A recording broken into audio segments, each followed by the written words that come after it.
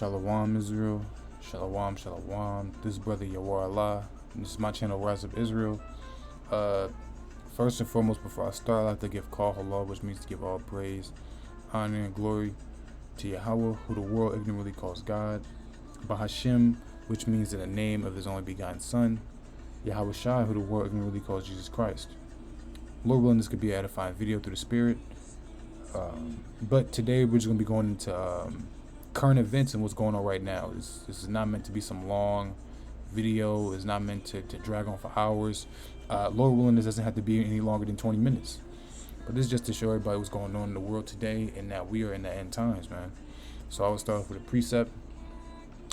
And we can go to the book of Luke, chapter 21. And we can go to verse 34, right? So, and it says this: and take heed to yourselves, lest at any time your hearts be overcharged with surfeiting and drunkenness and cares of this life, and so that day come upon unawares. So the scripture tells us to keep charge, man. Keep attendance. Be attentive to your soul and your body, man, and your people, man. And be ready to do whatever the Lord needs you to do, man, through the Spirit, which is keeping the law, statutes, and commandments. Don't be overcharged with the overindulgence of the society.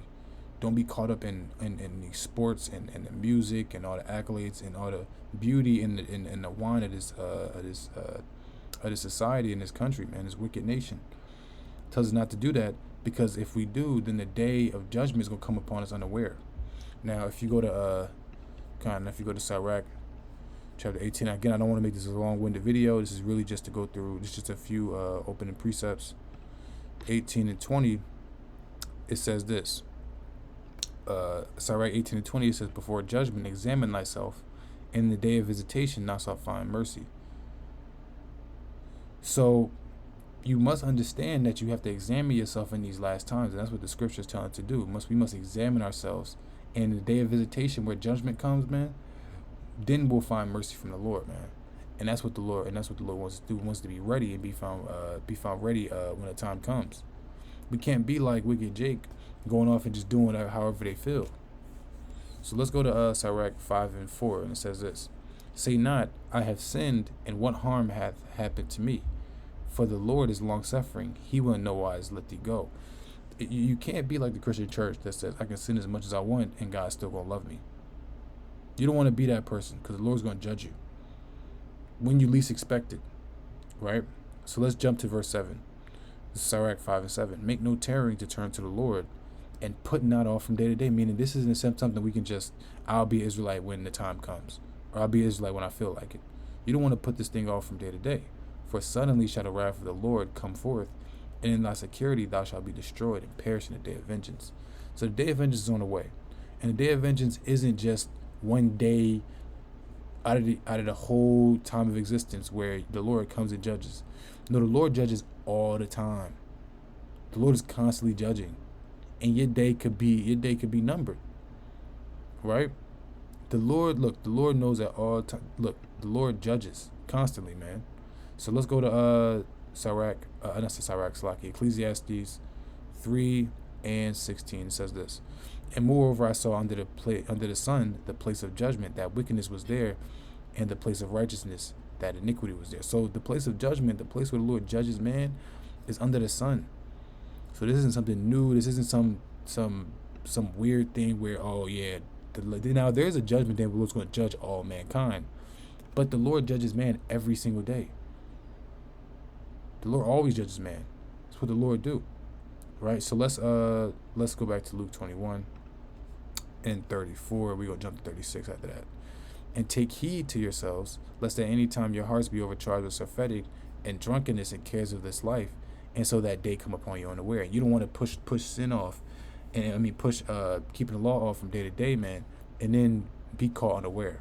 Verse 36: watch ye therefore and pray always, that ye may be accounted worthy to escape all these things that shall come to pass, and stand before the Son of Man. So you must watch and pray always, that you become accounted worthy, that the Lord finds you worthy enough to escape all of Jacob's trouble, all the plagues, the famine, and pestilences of this earth, and to actually be there and to stand before the Son of Man. All right. So let's go to Matthew chapter 24 and verse 7. This is pretty much what we're going over. It's going to be quick, Lord willing. This is the book of Matthew chapter 24 and 7. It says this: For nation shall rise against nation, kingdom against kingdom, and there shall be famines and pestilences and earthquakes in diverse places. So it's going to come a time where all these things are going to happen, which we're in that time right now. This is all that's actually, let's grab the context. This is all the things that are happening right now, and this is a sign of the end of times, right? So let's go to verse 3, Matthew 24 and 3. And as he sat upon the Mount of Olives, the disciples came unto him privately, saying, Tell us, when shall these things be? And what shall be the sign of thy coming and the end of the world? What's the sign? What's gonna lead to this happening? Slaki. What's gonna lead to this happening? How do we know that we're in the end time, right? Right, and then Yahushua answered and said unto them, Take heed that no man deceive you, for there shall come in my name, saying, I am Christ, and shall deceive many. And ye shall hear of wars and rumors of wars. And we've been hearing about wars and rumors of wars since forever.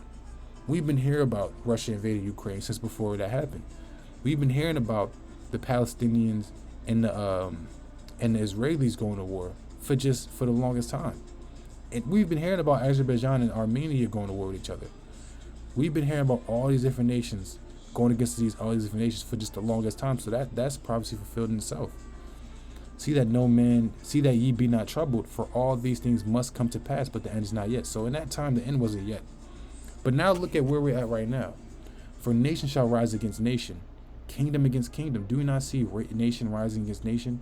Did not Vladimir Putin and the Russians rise up against Ukraine with ease? And are they not going to war? Is not NATO now going to take part in this? And America now going to take part in this war? And kingdom against kingdom? You have China and Russia and all these different other nations in Eastern Europe and in Asia and all these confederate countries that are confederate against America, building up themselves and wanting to come against Babylon the Great, which is America. So kingdom against kingdom, and there shall be famines, and we see famines everywhere. And pestilences, we got this jab thing going out, and we have this because of the sickness, because of the pestilence, and earthquakes, and there's many earthquakes all over the world. Every day I see a different earthquake that happened. That was almost catastrophic in diverse places. All these are the beginnings of sorrows. So all these things are the beginning of what's to come. We're in the beginning of the end. That's pretty much what that means. So let's get to it. Let's get to our first slide. Right now we have this: California makes history with first openly transgender judge appointed to preach to the bench. So now we have a judge on earth in America, in Babylon the Great, that's going to rule and judge and be in total power. And this is him, or whatever it is. Let's read on down. Andy Murdoch became the first openly transgender person appointed to serve as a judge in California. Governor Gavin Newsom's office said Friday. All right. One of California's 8 newest judges is the first openly transgender person to be appointed to the bench in the Golden State, officials said. Andy Murdoch, 58, will serve as a judge in Sacramento County Superior Court, filling the vacancy created by the retirement of Judge Benjamin Davidian. Governor Gavin Newsom's office said Friday, and announcing a batch of judicial appointments and nominations. I'm humbled and honored, and I'm thrilled, Murdoch told the Times on Friday. I'm grateful to Governor Newsom for creating a vision of California for all. And this is just off and wicked. So I mean, this is just wow. This is just off. And this was prophesied about. This stuff like this was prophesied about, man. And we can just grab that in the scriptures. And we're gonna hit on this actually back to back. We'll talk about this a couple times. But this is prophesied in the scriptures. It's like Daniel chapter 7, right? Let's go to 26, 20. All right, verse 25, right? And it says this. Actually, let's start at 24, right? And it says this, Daniel 7:24. And the 10 horns out of this kingdom are 10 kings, that's NATO and the EU, that shall rise, and another shall rise after them. After the NATO and the EU, all these kingdoms in Europe rise, then another kingdom is going to rise up after them. He shall be diverse from the first, and he shall subdue 3 kings. But he's going to be diverse and different than the first one, which is Rome. And he's going to subdue 3 kings, and this is what America did. He's diverse from Rome, but he's still Rome at the same time. And the 3 kings that he subdued is the French, the Spanish, and in England and Great Britain. Those are the 3 kings that he subdued, right?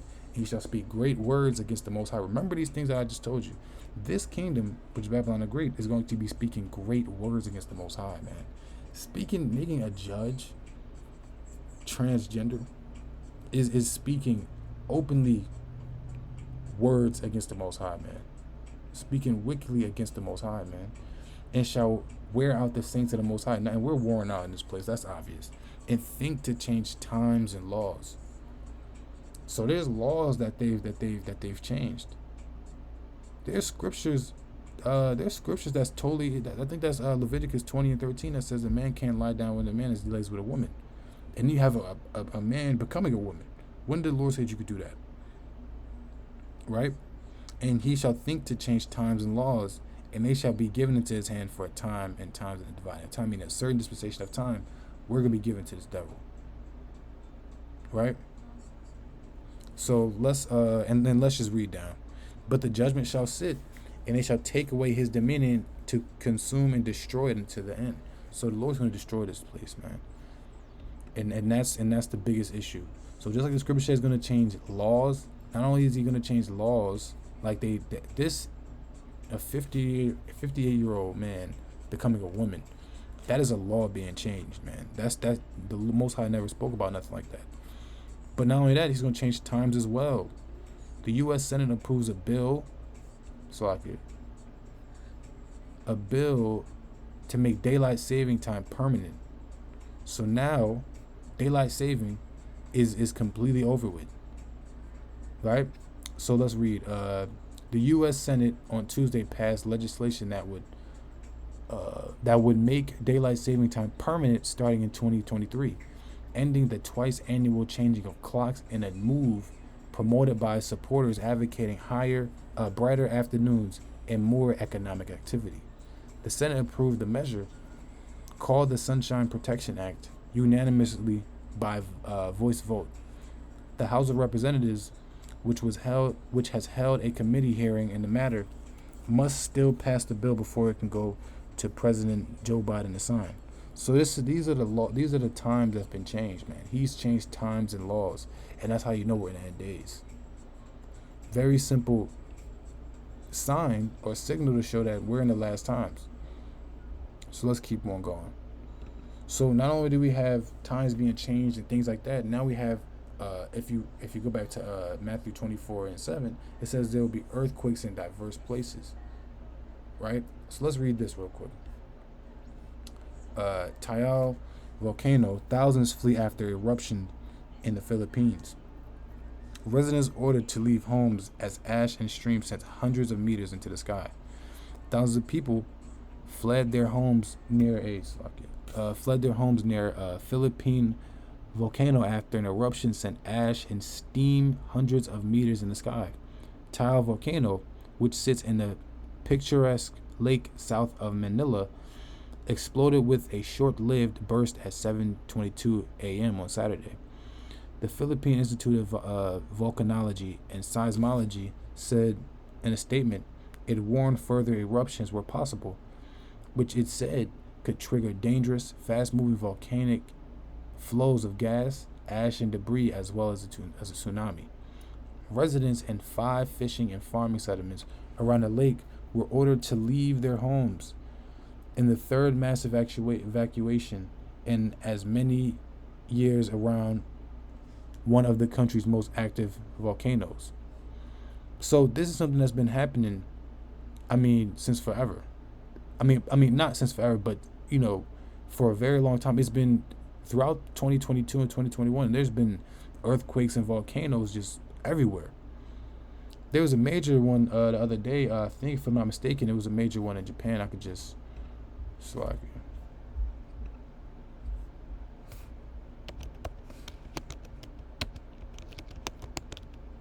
If I'm not mistaken, or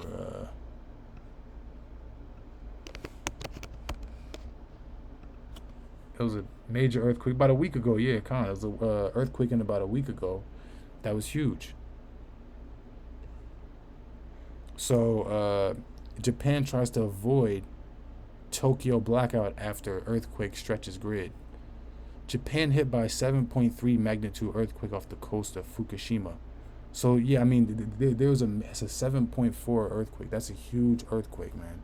So there's been earthquakes in diverse places all over the world. There's been major earthquakes, and it's been very destructive, right? So let's keep going. And not only that, we have something which you would call uh, panic buying. It's another big thing that's been going on the earth or whatever, because of certain lockdowns uh, and things of that nature. People have been panic buying because they're fearing for a food shortage, right? So this is actually as Shanghai lockdowns are announced, the panic buying seems to have started. Videos circulating on web chat. So if you just look at this, 太吓人了！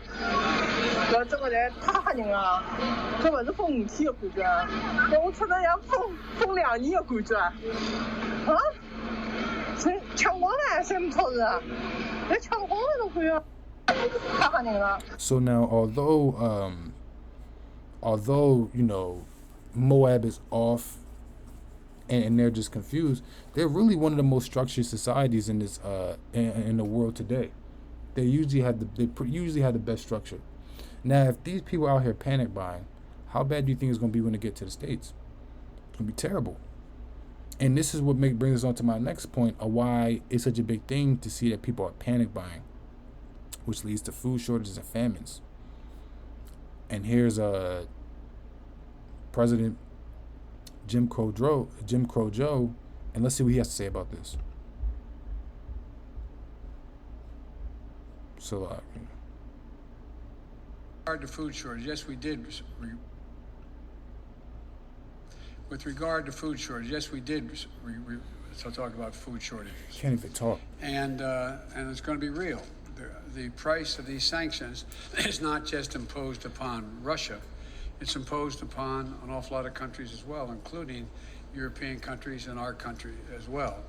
And because both Russia and Ukraine have been the breadbasket of Europe in terms of wheat, for example, just to give you one example. But we had a long discussion in the G7 with with both the United States, which has a significant, the third largest producer of wheat in the world, as well as Canada, which is also a major producer. And we both talked about how we could increase and disseminate more rapidly food shortages. And in addition to that, we talked about urging all the European countries and everyone else to end trade restrictions on sending limitations on sending food abroad. And so we are in the process of working out with our European friends what it would take to help alleviate the concerns relative to food shortages. We also talked about a significant major U.S. investment, among others, in terms of providing for the need for humanitarian assistance, including food, as we move forward. So that's pretty self-explanatory.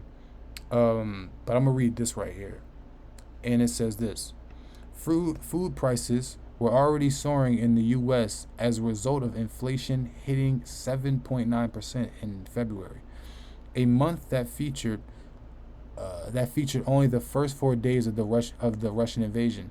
Gas prices spiked after the invasion, and the U.S. blocked imports of Russian oil and natural gases. So even before the Russian invasion, there's been a, a soar in prices and food prices and gas prices because of inflation even before the Russian invasion. How much worse when they try to sanction Russia and not be able to have natural resources that they may have, like gas, wheat, and things like that, right? So let me read that again. Gas prices spiked after the invasion, and the U.S. blocked imports of Russian oil and natural gases, though European allies chose not to do so, limiting the effect of global energy prices. So, I mean, this is a big thing as well. So when we read scriptures like Matthew 24 and 7, and it tells us that there's going to be famines and food shortages and pestilences and sicknesses. I mean, this isn't, in nations rising against nation, this isn't a big surprise because we're in that time right now. Right, so let's keep going. What is this?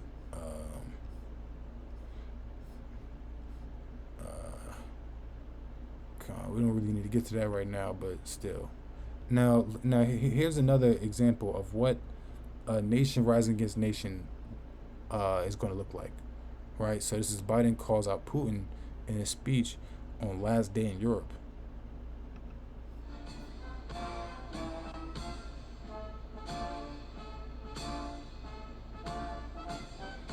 He can't even walk. We take Article 5 as a sacred commitment, not a throwaway, a sacred commitment that relates to every member of NATO. I'm from Kharkiv. Это город его просто City стирает that с лица is being земли. erased from the face of the earth. Mariupol, Kharkiv. People are driven beyond ability to survive. Дом, квартира. Сволочь! We're so big. You know, you're dealing every day with Vladimir Putin. I mean, look at what he's done to these people. What does it make you think? He's a butcher. Don't even think about moving on one single inch of NATO territory. We have a sacred obligation under Article 5 to defend each and every inch of NATO territory with the full force of our collective power. For God's sake, this man cannot remain in power. God bless you. This man said, for God's sake, if I'm not mistaken, this man cannot remain in power. That sounds like an act of war to me personally. That sounds like, yeah, we got to get him out. That's what that's starting to sound. That's what that looks like to me personally. It seems like it really is. It looks like it's gonna bite. It wound up. It did bite him, in his back. And he did wind up, revoking the statement that he just made. But, I mean, that's an act of war, man. That's something that let's hear that again. That was pretty tough. And each and every inch of NATO territory with the full force of our collective power. For God's sake, this man cannot remain in power. God bless you all, and may God defend our freedom, and may God protect our troops. Absolutely insane. This man openly just started World War III. Well, we don't know if he did, for sure, but I mean, just how he just came out with that and just said that. I mean, it's that's just wild, right? So let's read this. And you heard what he just said. This man cannot remain in power, right? Let's read what people said about this. Let's actually. Okay. All right. Cool. All right here. White House official issues statement walking back Biden's regime change call. Let's see, report. Biden's point was that Putin cannot be allowed to exercise power over his neighbors or the region. He was not discussing Putin's power in Russia or regime change. And that just sounds like a complete lie. It doesn't make sense. So putting Putin out of power means so that he stops bullying Ukraine. That means Putin's out of power. That doesn't make any sense. What he really meant to say was they want to take out Putin. That's an act of war. That's the start of something that, according to the scriptures, America isn't going to be able to finish. All right, so let's see what this next one is. All right, okay, cool. Why Russia's Ukraine invasion should matter to Americans. Now, I didn't really read this one, but we won't go into it. The Russian conflict is geographically distant, but the consequences of Putin's aggression could have ripple effects beyond Eastern Europe. Russia's unprovoked attack on Ukraine began Thursday after weeks of buildup. Now, this isn't something that was unprovoked. Putin openly stated that he did this to save Russia, so that Ukraine couldn't be a part of NATO, and NATO be able to have nuclear missiles or fire in the Ukraine, which could hurt Russia. Not only this, but there's dams that Ukraine was cutting off to Russia, so Russia wasn't getting enough water, enough for the water source, because Ukraine kept cutting off the dams. And one of the main things that the Russians went and they destroyed, they obviously went to these nuclear facilities, but they also went to destroy dams, especially early on in the war. So just really understand that, who's speaking it, and try to get both sides of the story. So, but the genesis of the crisis began much earlier in October. President Joe Biden's national security team presented him with grim details of President Vladimir Putin's plan to invade. Political leaders on both sides of the Atlantic quickly raised the specter of the largest war on the European continent since the end of World War II. The Berlin Wall has now been down for more years than it stood, and the Soviet Union disappeared more than 30 years ago. Okay. And yet, in the fall of 2021, most Americans seemed unaware or ambivalent to the impending danger. This is not surprising. Many Americans no longer remember the Cold War, the Russian invasion of Hungary and Czechoslovakia, or the Cuban Missile Crisis, and the average American doesn't. The average Jake doesn't know what the Cuban Missile Crisis is, or what the Cold War is. They won't be able to tell you anything about it. We rarely learned about it in history classes, either or. So we really don't know much about this. But do you think the Soviet Union forgot? Do you think Russia forgot about that? Do you think they forgot about the Cold War, or they forgot about the Cuban Missile Crisis? Absolutely not, right? The Berlin Wall has now been down for more years than it stood, and the Soviet Union disappeared more than 30 years ago. Gone. With a full-scale attack by Russian troops now ongoing, it's important for Americans to understand why we should care about what happens to a country very few have visited or know much about. Simply put, the Russian invasion will have an impact on American national security, and Washington's support for Ukrainian democracy is our best guarantee against war and for the continuation of peace. This is an attack on democracy, the rule of law, and the values of the United States has stood for throughout its history. So, I mean, and then you can read the rest of this article, but it's just a couple reasons going into why America should fear Russia, because Russia doesn't seem like that they're playing too much. They seem very serious in this matter. With that, Lord willing, this is an edifying video. First and foremost, I would like to give all honor and glory to Yahweh, who the word ignorantly calls God, Ba'ashem, which means in the name of the Son, Yahweh Shah, the word ignorantly calls Jesus Christ. With that being said, Kwam Yasharala, Shalom.